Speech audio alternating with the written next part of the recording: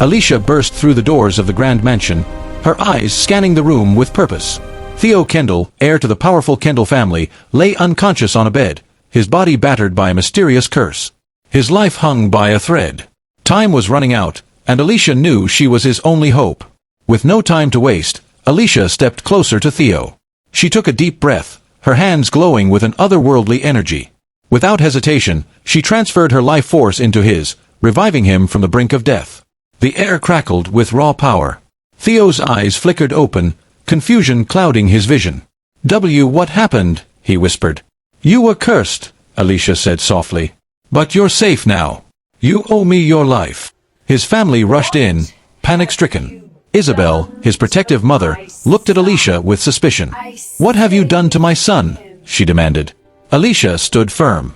"I saved him. You should be thanking me." Weeks passed, and Theo began recovering. But Alicia's healing powers were far more than anyone had anticipated. Alicia revealed something even more shocking. She was carrying Theo's child. Isabel's anger flared. You have the nerve to say such a thing," she yelled, her eyes narrowing. "Theo doesn't even remember being with you." Alicia's gaze didn't waver. "It's true," she said. "This child is his." But there was no time for anger. Alicia had uncovered something more sinister. Theo's family wasn't just cursed. They were trapped in a pact made centuries ago with an evil force named Destrian. Destrian had manipulated the Kendalls for generations, feeding off their wealth and draining their life force. The curse wasn't just killing Theo, it was killing everything the Kendalls had built. Alicia couldn't allow it to continue. She vowed to break the curse, no matter the cost. But standing in her way was Harris, a power-hungry cousin of Theo's, who was secretly working with Destrian to seize control of the family fortune. Alicia would have to confront Harris and Destrian, but doing so would take everything she had. One night, a confrontation broke out in the Kendall mansion. Harris revealed his true allegiance, mocking Alicia's attempts to stop him. "You think you can break the curse? You're nothing," Harris sneered. "Theo's fortune is mine, and nothing will stop me." But Alicia was determined. She tapped into her full power, calling on the ancient magic buried deep within her. "I will stop you, Harris. And I'll save Theo, no matter what." The battle raged on, Theo joining the fight despite his injuries. Alicia's energy flowed into him, and together, they pushed back against the dark forces.